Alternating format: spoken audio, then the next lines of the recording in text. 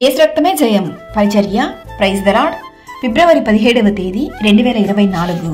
ఈరోజు దేవుని వాక్యము, సాత్వికులు ధన్యులు, వారు భూలోకమును స్వతంత్రించుకొందురు. మత్తయి సువార్త 5వ అధ్యాయం 5వ వాక్యము.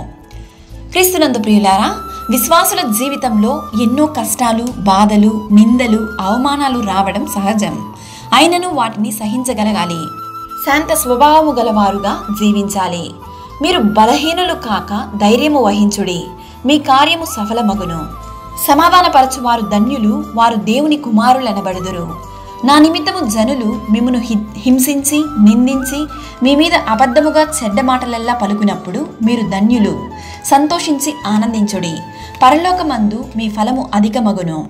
యేసు నీ హృదయపు తలుపునొద్ద నిలుచుని తడుతూనే ఉన్నాడు. ఒక్కసారి నీ హృదయపు తలుపులు తెరచి ఆయన్ని నీ హృదయంలో ఆహ్వానించు. చీకటితో నిండిన నీ జీవితాన్ని ఆయన వెలుగుమయంగా మార్చగలడు. కావున ఏదియూ నీకెంత మాత్రమును హాని చేయదు. ఈ కాలంలో చాలా మంది చిన్న విషయానికి కూడా ఎక్కువగా టెన్షన్ పడుతూ ఉంటారు. చిన్న పిల్లలు మొదలుకొని పెద్దల వరకు ప్రతి విషయానికి ఎక్కువగా కోప్పడుతూ ఉంటారు. అలా కాకుండా దేవుని బిడ్డలముగా మనము చిరునవ్వుతో ప్రతి విషయాన్ని తేలిగ్గా తీసుకోవాలి. దేవునిపై ఆధారపడాలి.